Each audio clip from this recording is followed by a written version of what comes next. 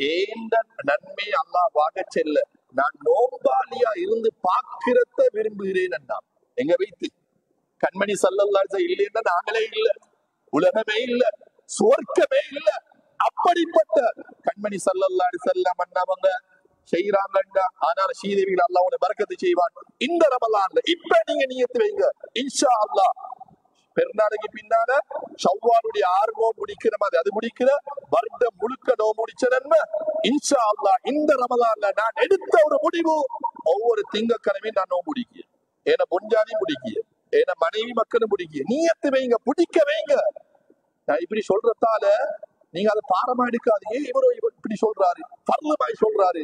சுன்னத்து தான் ஹபீப். ஒரு நோம்பு தான் பிடிக்கிறீங்க, 10 நோம்பு முடிச்ச நன்மை. ஒரு நோம்பு தான் பிடிக்கிறீங்க, கேன்சர் நோய் இல்லாம ஆகுது.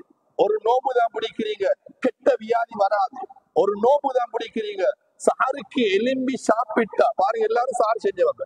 உங்களுக்கு பகைய பசியா அன்னைக்கு டீ குடிக்கணும் என்ன மாதிரிதா அல் கதாஉல் முபாரக், சஹருடைய உணவு. ரமலான் மட்டுமல்ல, எப்ப நீங்க சுன்னத்தான் நோம்பு முடிச்சாலும் சுபஹுக்கு முன்னால சஹருடைய உணவு ஒரு வாழைப்பழத்தையோ அல்ல ஒரு ஈத்த பழத்தையோ மூடோ அல்ல ஒரு கோபியோ உங்களுக்கு ஏதோ ஒரு சஹரு செய்றீங்க, அது அல் கதாஉல் முபாரக்.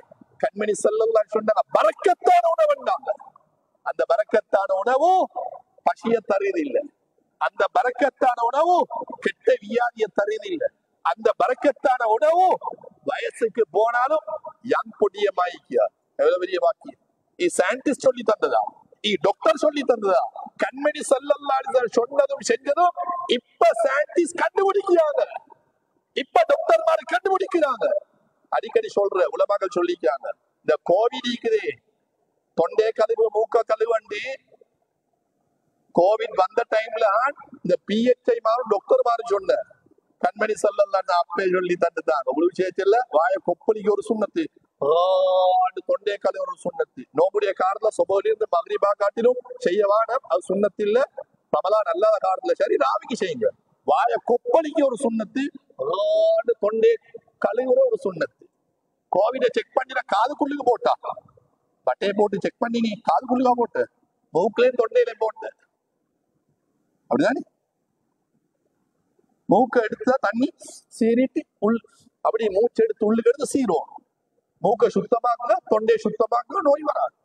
கண்மணி ஸல்லல்லாஹு அப்ப சொல்லி தந்தது எவ்வளவு பேர் செய்யறோம், எவ்வளவு பேர் செய்யறோம்? நோய உருவாக்கினது நாங்க, நோயை நாங்க தேடிக்கொள்றது. ஆனாலும் ஸ்ரீதேவிகளே அல்லாஹ் ரஹ்மத்து செய்வான், பரக்கத்து செய்வான். இந்த சுன்னத்துகளை வலிமையா செஞ்சுவாங்க. மௌத்து வர காட்டிலும் நான் செய்யறேன் இன்ஷா அல்லாஹ். இந்த ரமலான்ல ஒரு முடிவெடுத்த ஒவ்வொரு திங்கட்கிழமையும் நோம்பு பிடிக்க. நான் ஏன் ஏஜில் உள்ளவங்க சொல்றேன், பெரியவங்களுக்கு எல்லாம் சொல்லல, அவங்க எல்லாம் நோம்பு தான் பிடிக்காங்க. நான் ஒன்றை சொல்றேன், அவங்க வியாழக்கிழமையும் பிடிக்காங்க. நான் 1 2 சொல்றேன், அவங்க 5 13 14 14 15 பிடிக்காங்க. நான் சொல்றேன் ஏன் ஏஜில் உள்ளவங்களுக்கு 40 43 42 ஏஜ் உள்ளவங்களுக்கு சொல்றேன். அதுக்கு மேலுள்ளவங்க எல்லாம் பிடிக்கிறாங்க, அதுக்கு கீழுள்ள வயசாளிகளும் அந்த சின்ன பிள்ளைகளும் பிடிக்கிறாங்க. பெரிய பரக்கத். ஒரு நோய் என்று வந்தா எவ்வளவு சிரமம், எவ்வளவு பிரச்சனை. உள்ளே நோய் பேக்ரவுண்டுக்கே கவலை, என்ன நோயோ தெரியா, பிளட்டை செக் பண்ணட்டான், ஸ்கேனிங் நோட் எடுக்கட்டான், நடந்து முடிந்து வரக்காட்டிலும் பிரச்சனை, பயம். நோம்புடிக்கு ஆரோக்கியம் அடைவீங்க. கண்மணி ஸல்லல்லாஹு அலைஹி வஸல்லம் அப்ப சொன்னது ஹபீப், இப்ப இவன் கண்டுபிடிக்கிறான்.